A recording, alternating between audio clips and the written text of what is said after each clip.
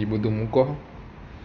જો કાલ મારે જવાનું ડભોઈ, અને ડભોઈ રહેવાનું હોય 3 દી અને નાઇટ.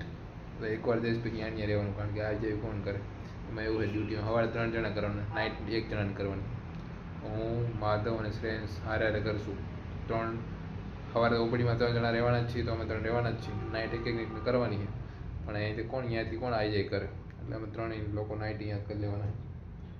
પછી જતા રહીશું ઘરે. પહેલી વાર સારો એવો મતલબ ઉત્તરાયણ ઘરે થશે મારે, મજા આવી જશે.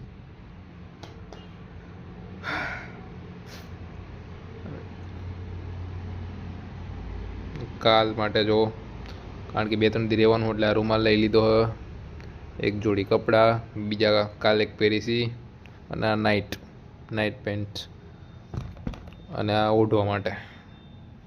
અહીંયા ખબર નહીં હોય ના હોય, શું ખબર. ટુ બી સેફ લઈ લેવી આપણે. બીજું બ્રશ ને કોલગેટ ને બધું તો આ લઈ લીધું, બસ થઈ ગયું. બસ ડન. હવે કંઈ લેવાનું છે નહીં. આ ચશ્મા કદાચ લઈ લઈશ. લેપટોપ તો એને પડ્યું રહેશે.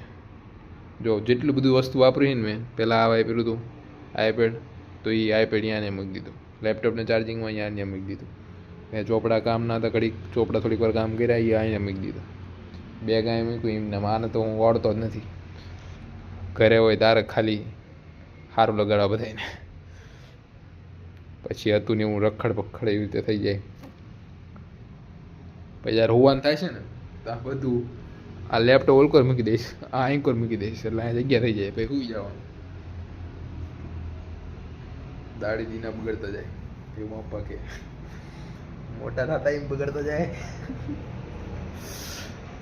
કારણ કે એવું 6ઠ્ઠામાં જ્યારે નવોદયમાં ગયો ને, તારે એમાં પણ જ્યારે મળવા આવતો હતો ને, તારે બેડ એકદમ ચકાચક હોય. મારો મતલબ જે મારો એરિયા હોય ને એકદમ ક્લીન હોય, મસ્ત એકદમ સાફ કરેલું બેડ ચકાચક હોય. આવા તિરાડ બી નહોતી રહેવા દેતો. આમાં જો બેડશીટમાં તિરાડ બી ના રહેવા દઉં. એ વખતે પછી મારા પપ્પાને બહુ ગમતું કે આ આટલું બધું ચોખ્ખું રાખે. 6ઠ્ઠું 7મું 8મું, કારણ કે જુનિયર હતો. પછી સિનિયરમાં જેવી રીતે ગયો ને ભાઈ, એમાં પછી તો તારની આળસ આવી ચાલુ થઈ ગઈ. બાપા તારના કહે દાડી દીનો બગડતો જાસ્ત.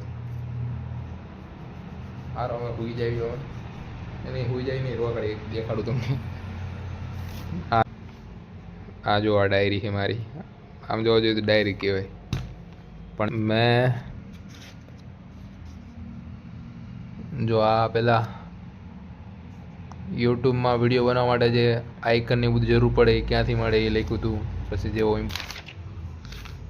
આ જો આ શાયરી મને ખબર નહીં હું ચડ્યું હતું.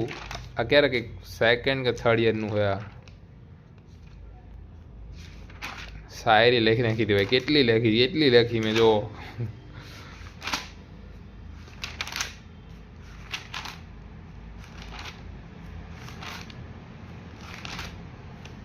आटली बड़ी लिखने की जो थोड़ी गोखेली है मस्त कि कौन सिखाए बातों से सबको एक हादसा जरूरी है. પછી બીજી कहती कि कौन तुम्हारे पास से उठकर घर जाता है, तुम जिसे छू लेती हो वो मर जाता है, पर जैसे तुमने वक्त को हाथ में रोका हो, सच तो ये है कि तुम आंखों का धोखा हो और इसीलिए सबसे ज़्यादा बाती हो. कितने सच्चे दिल से झूठी कस्में खाती हो, और मैंने जो सोच रखा है और वक्त आने पे कर जाऊंगा, कि मैंने जो सोच रखा है और वक्त आने पे कर जाऊंगा. तुम मुझे जहर लगती हो और किसी दिन तुम्हें पी के मर जाऊंगा. એટલું બધું ન આવે જેવું શાયર લોકો કરતા હોય ને ભાઈ, ફીલ થાય.